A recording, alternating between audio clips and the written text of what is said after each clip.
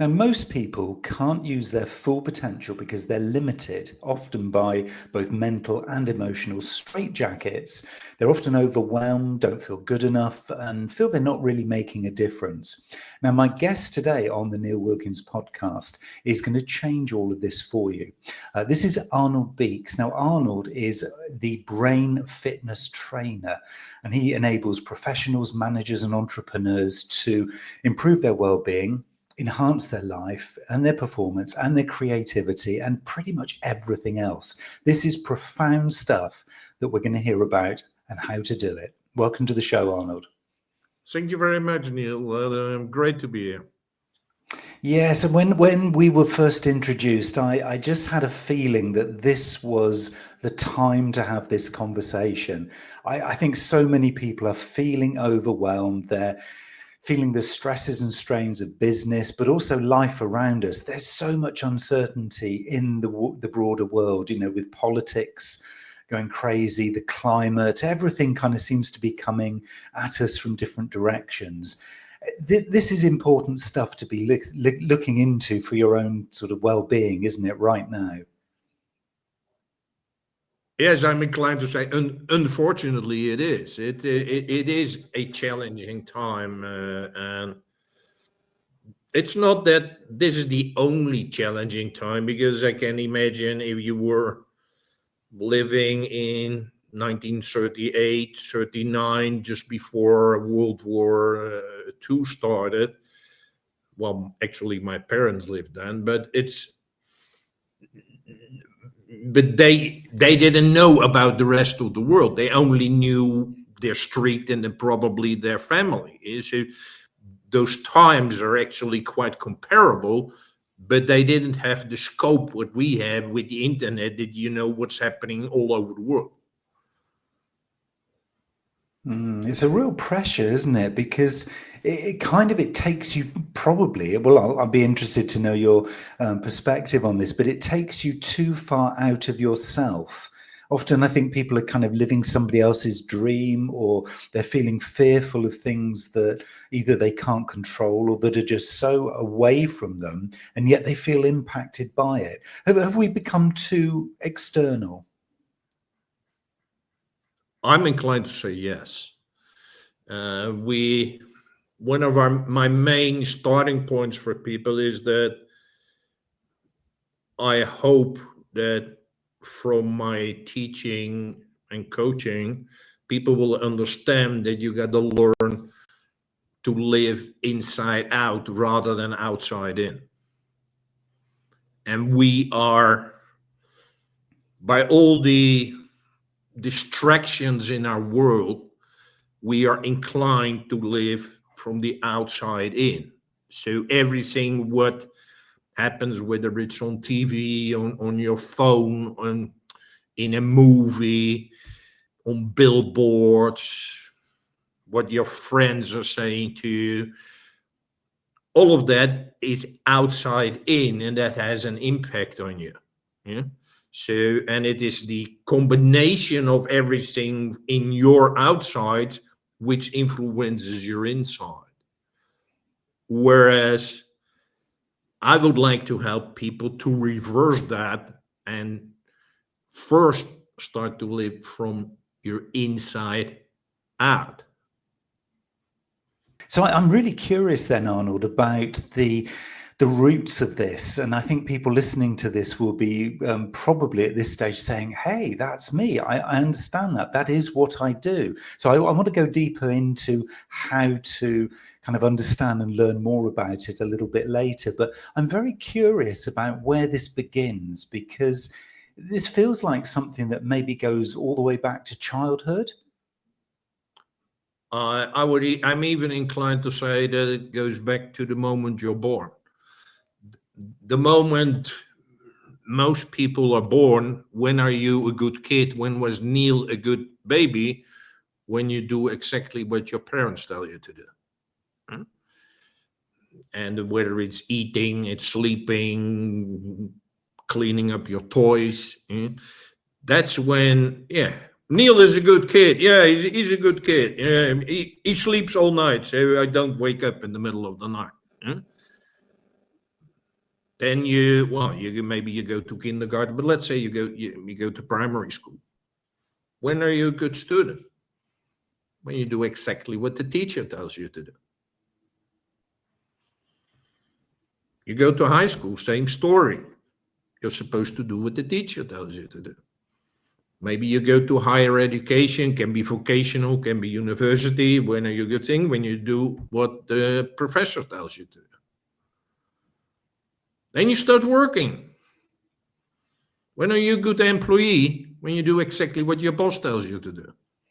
So by the time we're 20, 25, the only thing what we have learned is what I call to live someone else's life. You're not living your own life.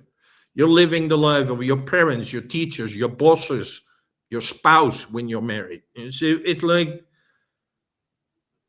from that very beginning, you're taught to live someone else's life. You're not living your own life.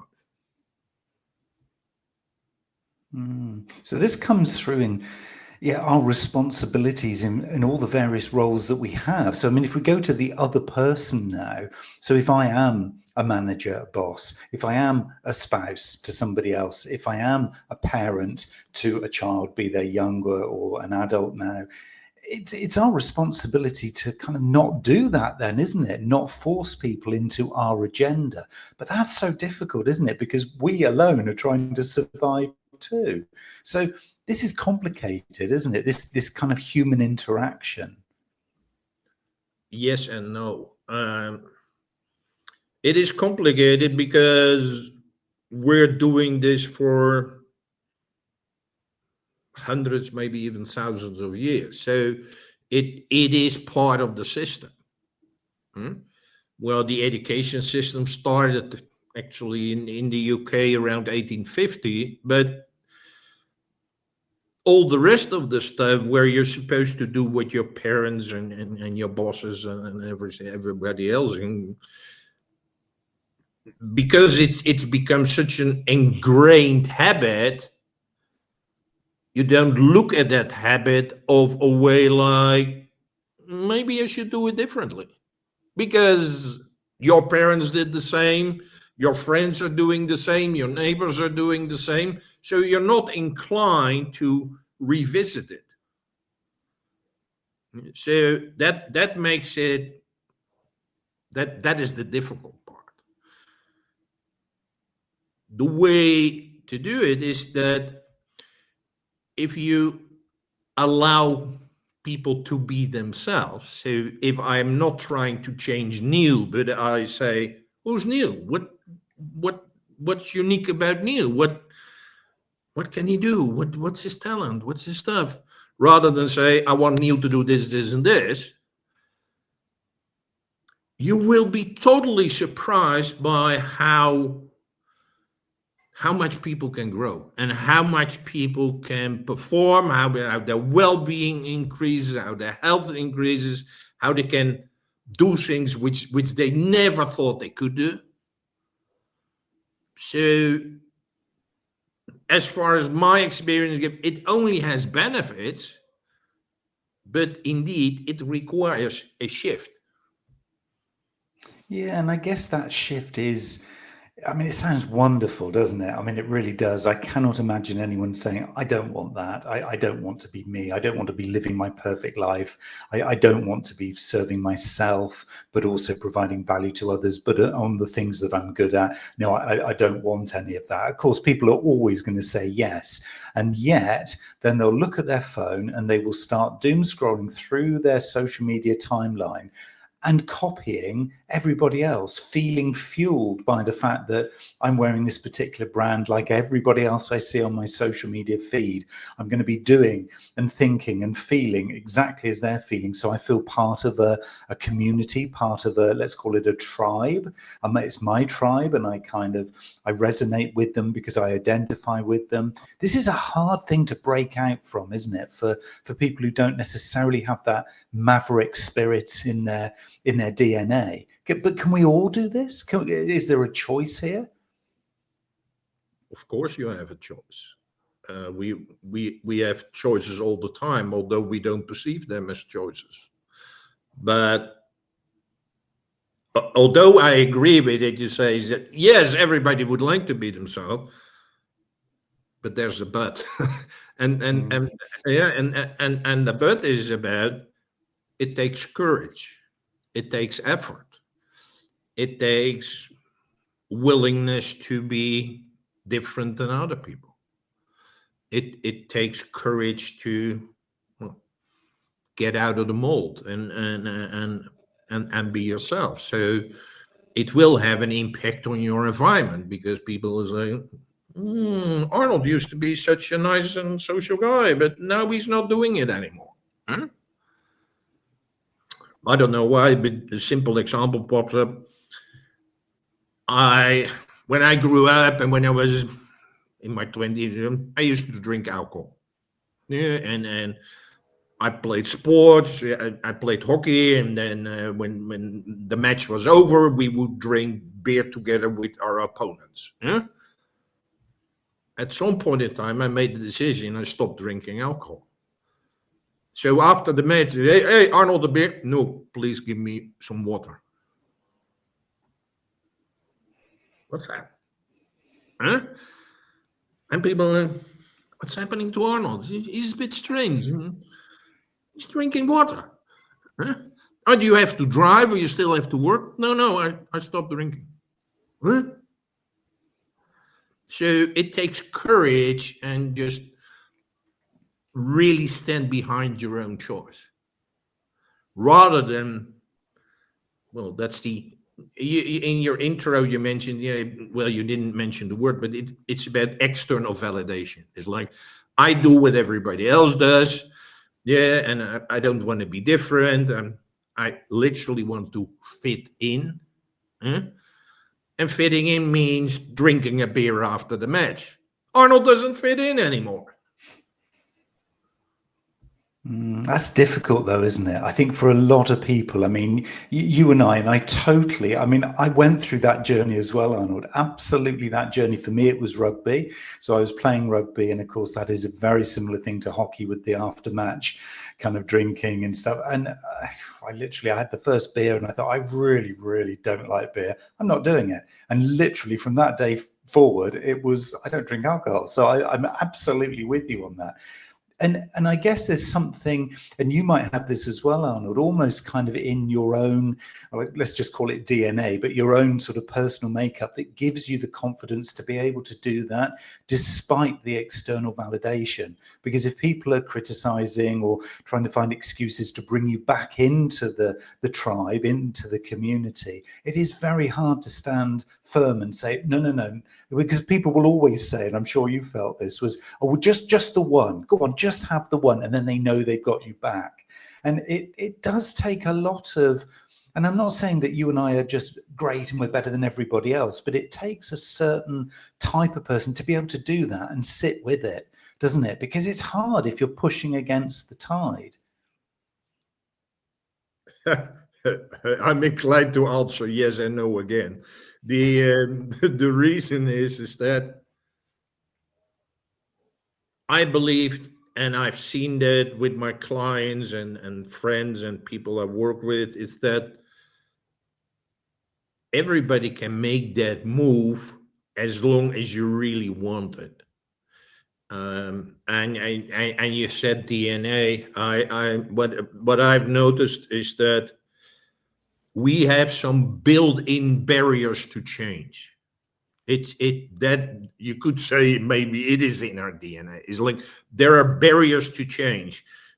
It will go too far why that is, but the main thing is there's resistance, there's laziness, but it's built in because everybody has it. Because people don't want you to change. So it's easy not to change.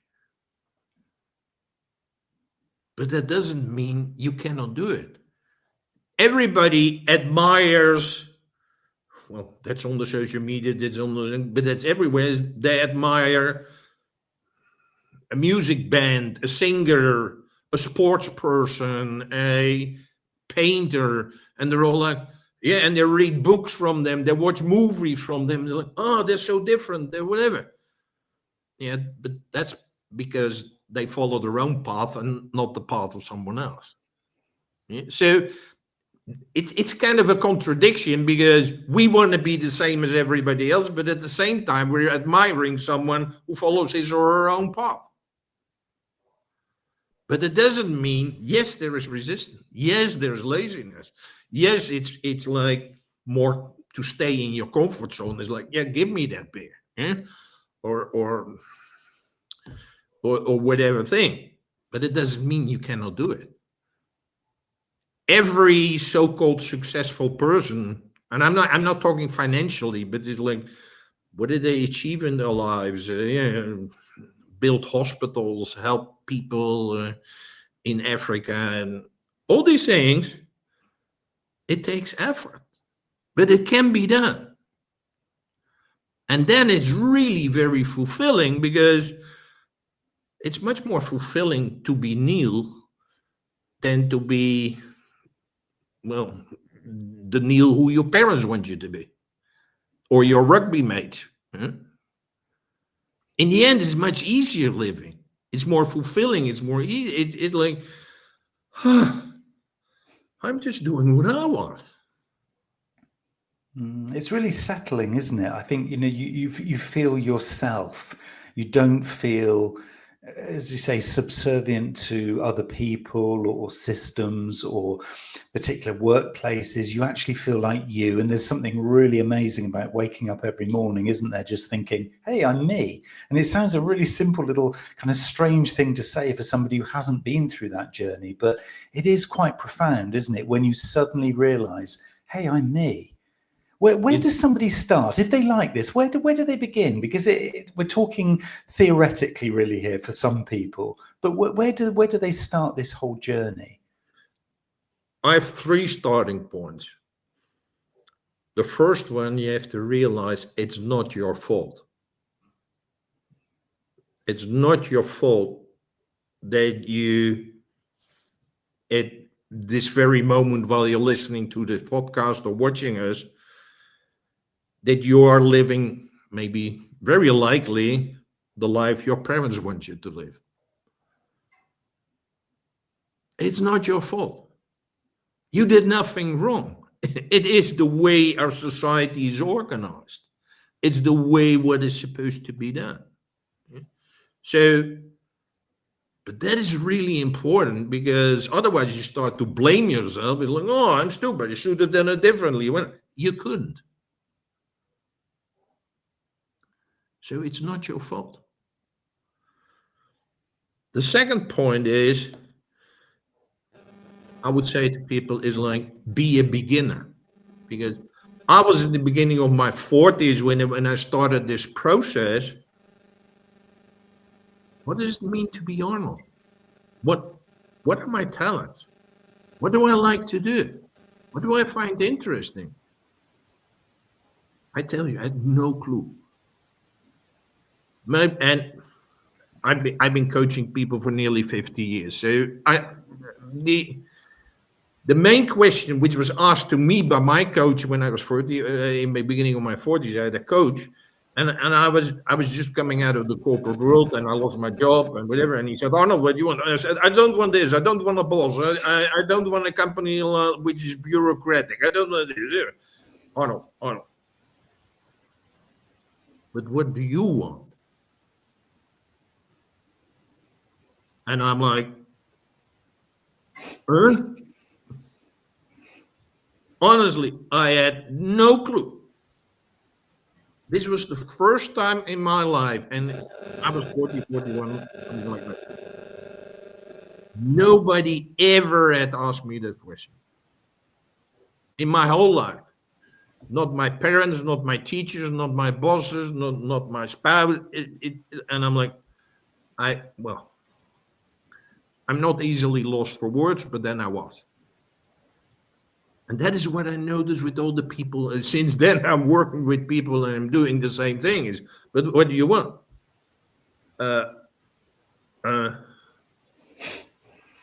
So, yes, that is why I say is be a beginner. Be a beginner in who's Arnold? Who's Neil? What do you love to do? Where are you good at?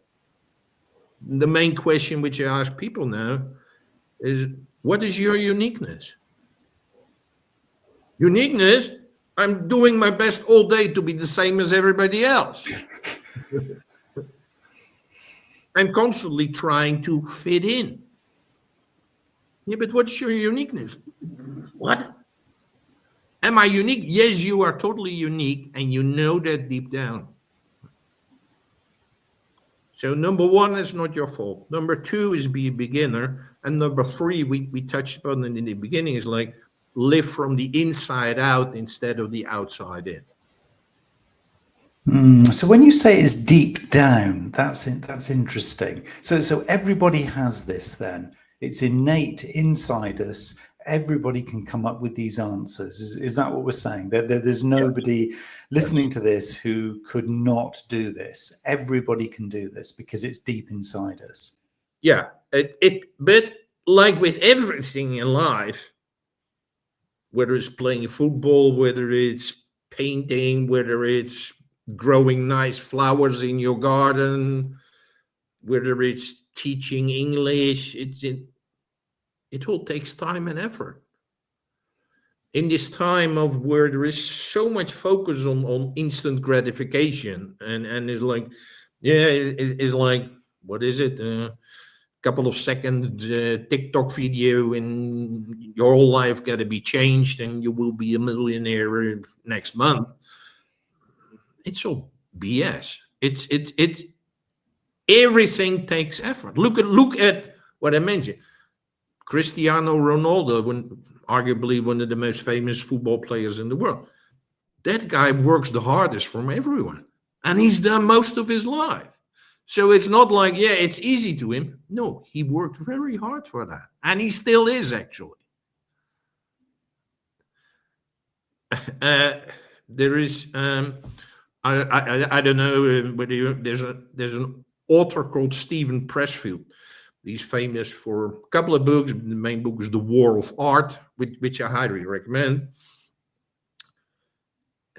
It took him 28 years from writing books before his first book was published. You're in the UK, James Dyson, you know, from the Dyson vacuum cleaners and everything else. You know how many prototypes he made before his first vacuum cleaner was ready to be sold? Make a guess. 50. Not even close. 5,127. Okay, he worked that's for patience, isn't it? years and years on the thing. Yeah, he was sitting in his shed in his garden, and he had to increase his mortgage because he had no money, and well, he had the family and everything else. 5,127 prototype before it was ready to be sold. And now people, yeah, he's a billionaire with it. He had a whole trajectory to get there. But hey, I could say it's like this process, well, let's say it started when I was 40. But that's still midway of the average lifespan. So why would I say it's so late? No, it's like, hey, I still got half of my life in front of me. So, and that there's something I would like to add to that, Neil, is like, have you heard about the 5 regrets of the dying? I've heard of it, but I couldn't recite them, but I've heard the phrase. Go on, do you know them? I will tell to your audience is like, there was a hospice in Australia, a nurse who worked there for years and years and years. And at some point in time, she made a habit of asking the people there who were dying and ask them and say, is there something you regret in your life?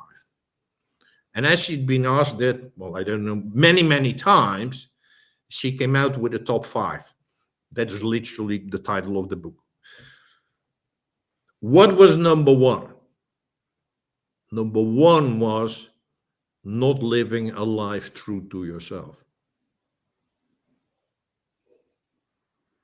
And that is what I say is the difference between living someone else's life, the life of your parents, teachers, bosses, spouses, and living your own life.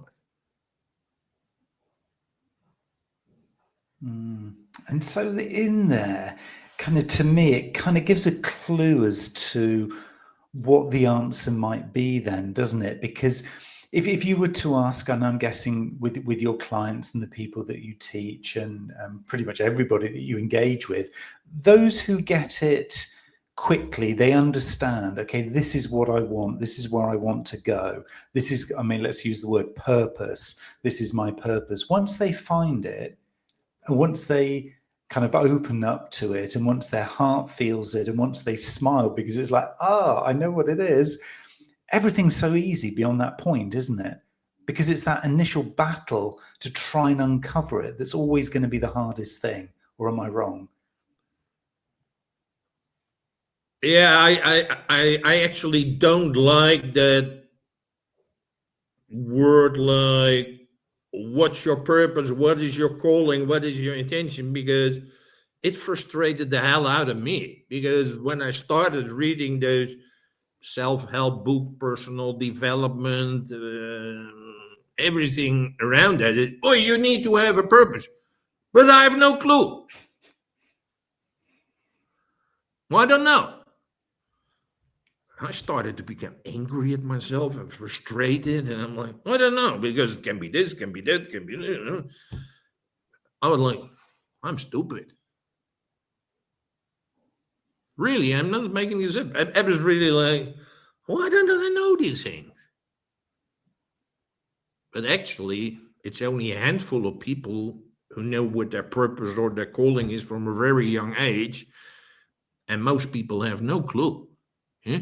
And it's the people who knew that from the age of 5 that they're going to be a golf player or a writer.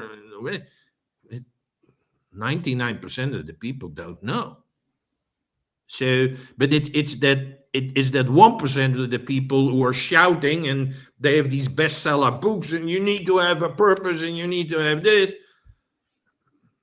Yeah, but that's only from their perspective. I'm coming from the perspective, well, most people don't know. I didn't know. So that's why I again say, that's not your fault. Because you have to start to figure out, what do I like to do?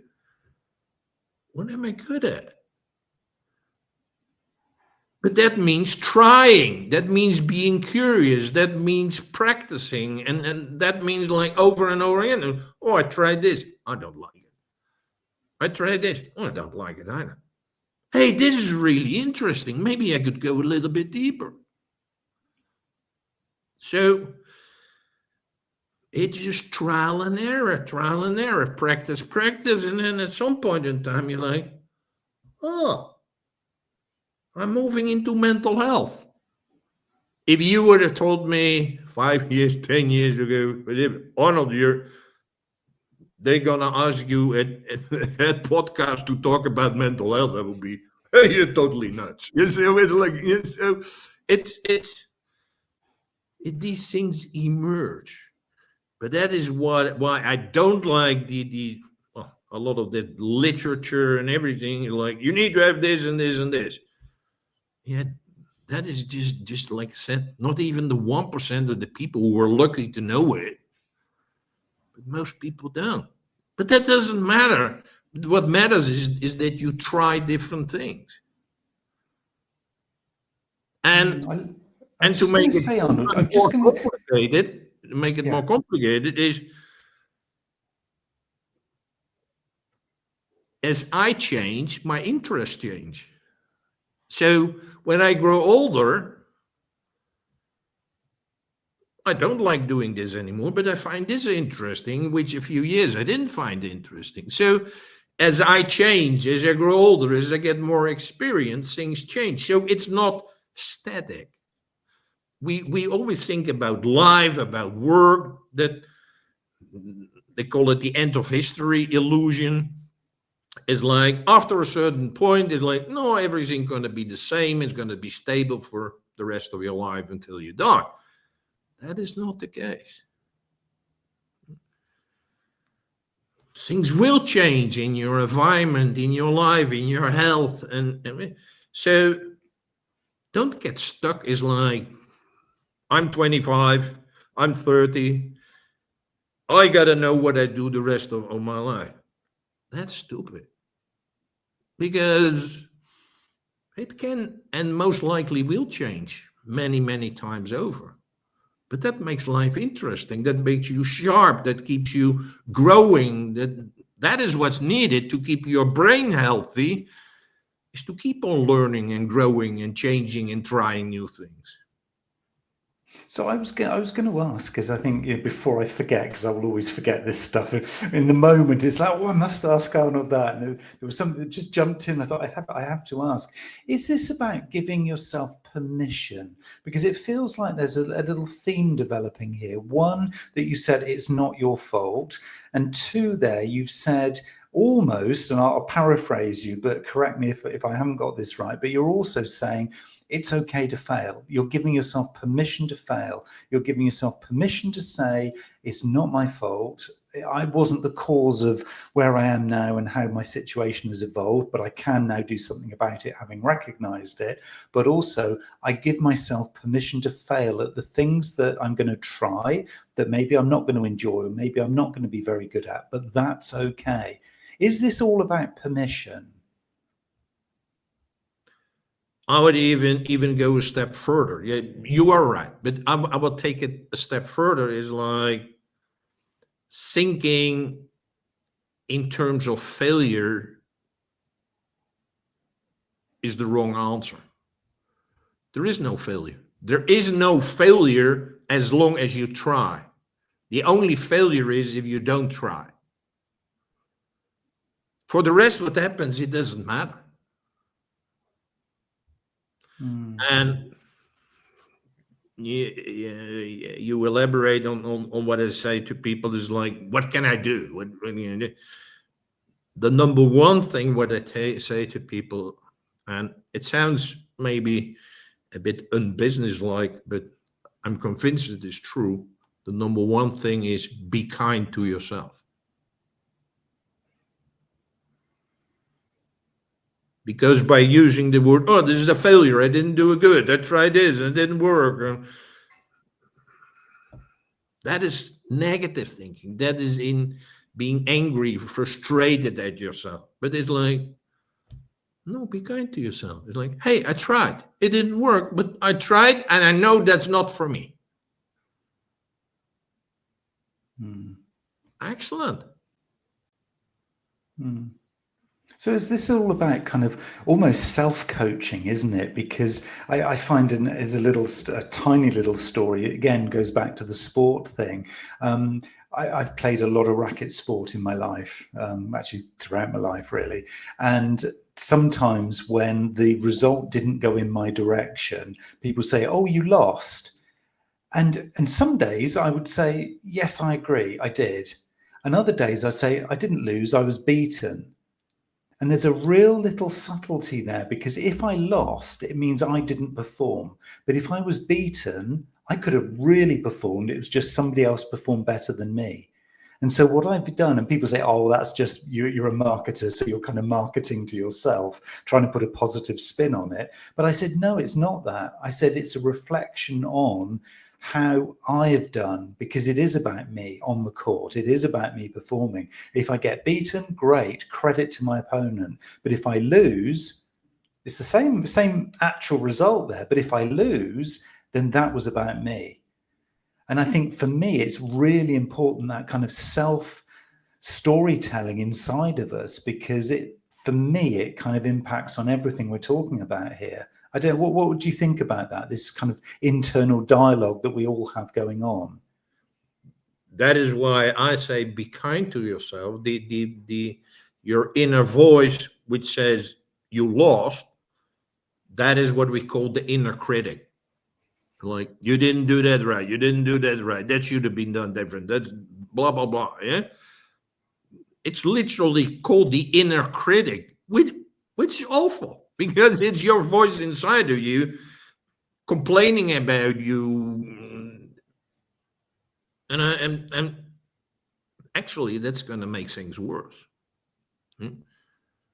So, and to answer your other part of the thing, I have a 15-week training program for brain fitness, but I hope and I know that once you apply what you learn, that after that you won't need me anymore. You can do it yourself. So indeed, it is self-coaching, it's self-training. Just like if you've been to the gym, a little bit, can be playing tennis, rugby. There's some point in time where you made it a habit, and you know you have to do it daily. I go daily for a walk. Actually, I cannot. That's why I say things change in life. I had 3 years ago a very serious car crash. So my heel is destroyed, which means that most of the sports which I also did racket sport, and I played hockey, I played golf, I cannot do anymore. I'm already very happy if I'm now doing a 45-minute walk every morning. That is huge for me. For you or everybody else, yeah, big deal. Yeah. Try it with a broken heel. So it's but things change. Yeah, and it's never the same. So, but hey, for me, that is just walking every day. There's nobody going to tell you, Arnold, you have to go walking.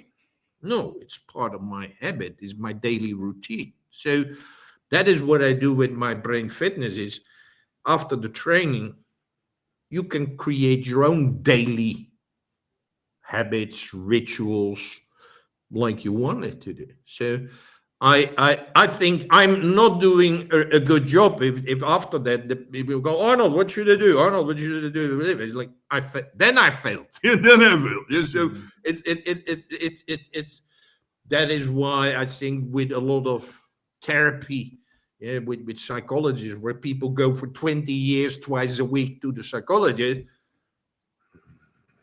Well, I'm gonna say it is like that is just getting money out of you. Yeah? It's like if I have to coach someone for 20 years twice a week, I do something wrong. That's a really honest. I love your honesty, Arnold, because I mean, this is what people I think really need to hear is that, you know, the fundamental story that you're telling here is this is incredibly simple, and yet at the same time, it's incredibly complicated. It's this real duality, isn't it, between this is such a complex topic and subject that we're talking about, and yet at the core of it, it is just so simple. It's be you, isn't it? And it's about uncovering the you inside there. And yet around that wrapper, it's so complex.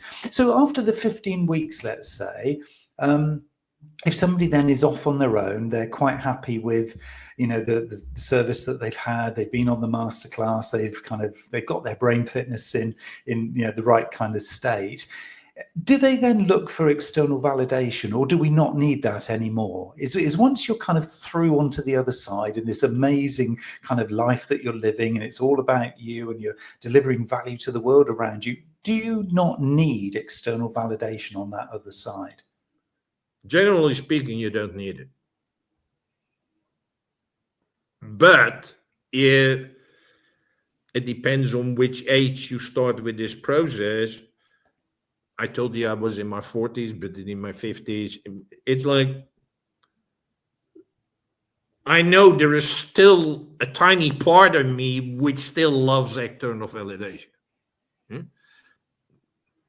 But it's been 40, 50 years part of my system. So that is not strange. But I don't need it. I don't need it to feel good.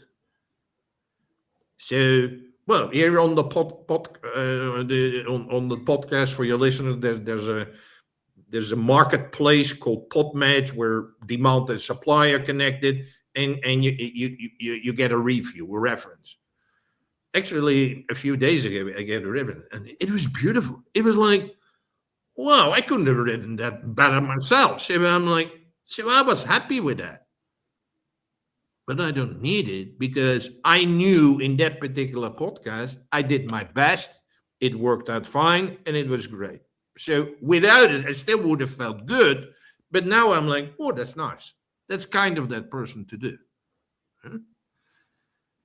So it is still part of our life. But it doesn't mean I need it to feel good about Arnold. Sometimes I'm living in an apartment just by myself, actually in another country. I knew nobody is. It's like, but sometimes I'm sitting like, yeah, great, Arnold, great. I'm tapping myself on the shoulder. I don't need anyone else. It's very freeing, isn't it? There's a real kind of, I just sense, the energy came through from you just then. There's a real freedom behind this, isn't there? Is once you're there in some state, and it never goes, never stops. You're on a journey. I'm on a journey. We're all on a journey. But the freedom that you feel on the other side, maybe of the masterclasses and things, it's exciting. It's really exciting. Does it feel free? Yeah, it is about freedom to be me. And the strange thing is, people would say, well, are you not lonely? Are you not this? Are you not that? But it's like, people like me now much more than when I was in my 20s. Because, well, that's not even deep down, because people is like, hey, this Arnold guy or this Neil guy, like, he's just being himself. I would like to do that as well. So you become an example that it is possible. It's so exciting. I'm sure now I can't not let people into the secret of how they connect with you, Arnold, because I think we've put that carrot in front of them and said, look, there's this journey. Where do they get contact with you? How can they join the masterclass and become brain fit? Again, it's not that you become brain fit through the training, you become brain fit by daily applying it in your life. It's the same thing as like if I go running or playing tennis once a month, you're not becoming physically very fit. But if you play every day, you become very fit. So the same is true for brain fitness. So it's quite easy to connect with me. The website is called braingym.fitness. You can even see it in my name tag here. That's where, essentially, very simple, I get two products. One are masterclass. Masterclass are videos about a particular topic. A lot of them we already discussed, like relationship, curiosity, aging, uniqueness. So those are some of the topics. Yes, hey, I'm interested. A video, very easy, and you can apply. I have a question, a suggestion you can apply immediately in your own life.